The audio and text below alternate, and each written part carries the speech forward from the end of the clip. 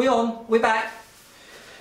Welcome back everyone to part 2 of Totally Trappist. I did say that these beers can be a bit lively, and they were. We have cheated a little bit, I'll be honest with you. I opened these bottles a couple of minutes ago just to let them we had a little bit of an explosion, let them settle down a little bit so that I could show you exactly what they look like when we pour them. So do remember that it's extremely important to get them at the right temperature to avoid this sort of volcanic explosion that you'll sometimes get. The other thing that I did speak about a little bit in part 1, but now I can show you in part 2, is the glassware. Incredibly important. Now, I'm lucky enough to have actually been to Chimay, so I've got this very cute little Chimay. Have a look at that, Trev. Look, I'm quite proud of it. Tasting glass. Look, it's not a big grown-up one, it's a little baby one, but you know, it's mine. It's mine, and I'm very chuffed with it. Now, the other one, for all of you beer geeks out there, a little geek warning here. Yes, it's not Westmalle, I know, it's Rochefort, but it's the only one I've got. My Westmalle has disappeared. Trev, do you know anything about that? You're sure? Okay. Well, anyway, this is the Rochefort. Okay, not exactly the right branded glass. Branded glass is very important in Belgium. If you're ever lucky enough to actually go to Belgium and you go into the bars there, you'll see that it's very, very important to get the right coaster, the right glass, with the right beer. It's part of the theatre of drinking. It's what makes going to Belgium and drinking there so incredible, such an amazingly rich cultural experience. And I do recommend, if you're going to go to one place, one country on planet Earth to drink beer, make it Belgium. It's really good fun there. So it's the wrong glass, but essentially it's the right shaped glass. What you're trying to get is a goblet sort of glass effect. Something that's got a lot of surface area there so that the oxygen can actually mix it up a little bit with the beer. And in doing so, it can release a lot of the aromatics from the beer. So it's important to get the right sort of glass. Don't stick this sort of stuff into a white wine glass. If it's a red wine glass, make sure it's quite a bulbous one. But generally, if you haven't got one or two of these lying around at home, and I know a lot of you haven't, then go for a cognac glass, a sort of snifter glass, so that you can really give it a little bit of action. Very important to give it a whirl on this one, Trev. Extremely important to give it a whirl. Right.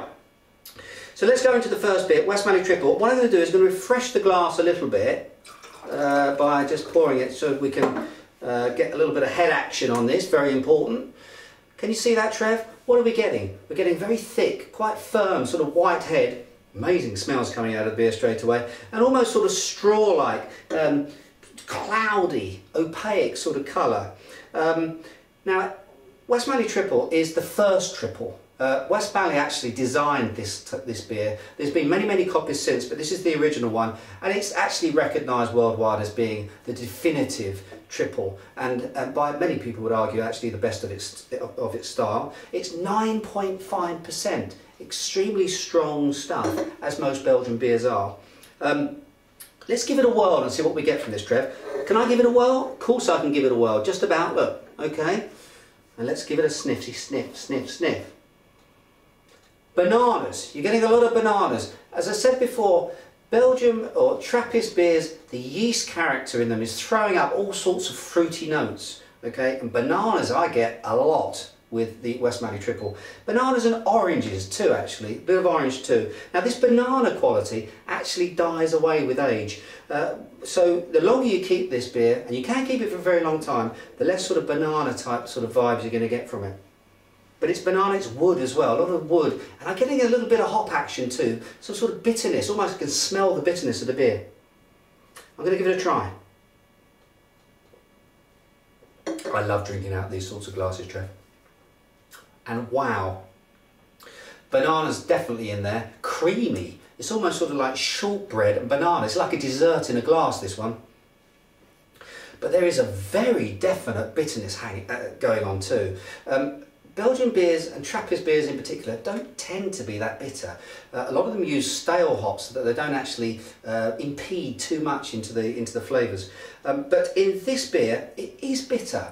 I'm going to, another little geek warning now, but I think we're up towards 35, 40 IBUs, or international bitterness units, in this triple. So you're definitely getting a little bit like, you know, sucking on a battery sort of thing going on here. So there's a very, very sweet initial front to it.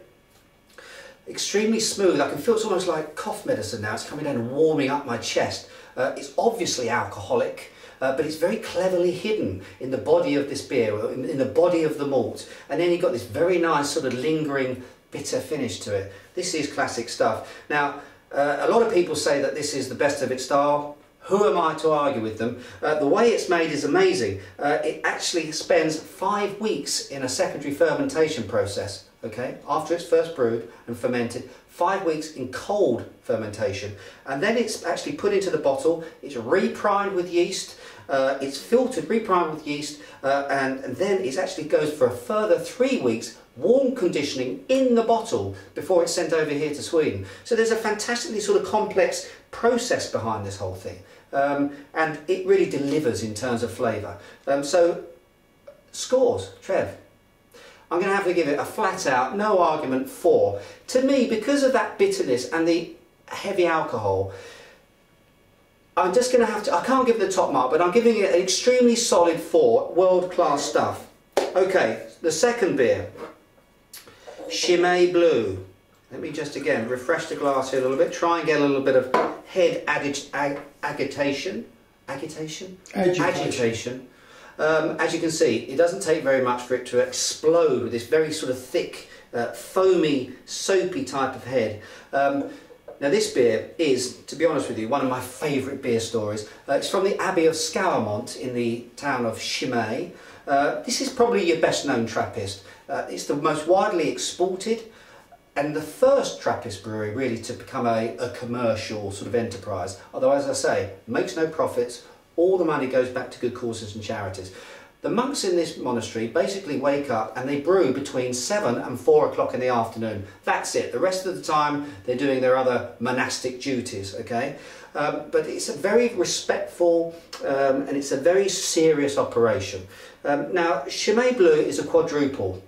That means it's going to be big, and in this case it's absolutely that. Let's give it a little whirl. Very important to give it a whirl, even in my little Chimay glass. And what you're getting, and this is a 2010, so this is very fresh stuff. You're getting a very fresh sort of yeasty note to this. You're getting raisins, you're getting caramel, you're getting melted brown sugar, almost a little petal action as well, like a little sort of rosy note to it. Very, very complex. I could probably sit here for another 10 minutes. Can I do that, Trev? No. Sit here for another 10 minutes and just talk about the nose on this thing. Lots and lots of dark fruit sort of hits I'm getting. Let's try some.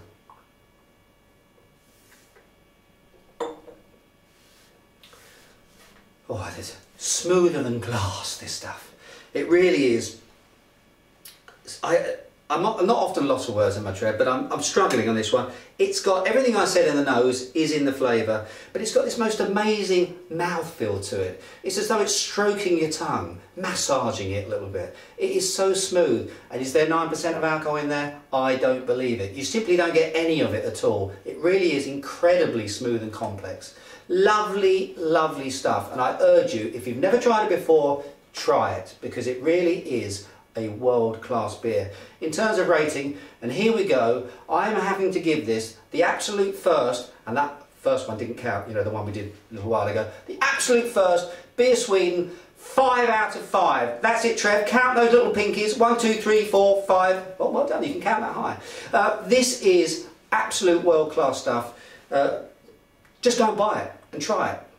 There are other Trappist beers. We are going to come back to them, I promise. Orval, I think, is superb. Eschel, I think, is underrated. And if we can, we're going to try and find a little bottle of that Västerlätteren. Very difficult to come by. And we'll be tasting it here on Beer Sweden. So that's it for today. Hope you enjoyed it. Go out there and get yourself some Belgian Trappist. And until next time, I'm definitely going Chimay here. Cheers and beers.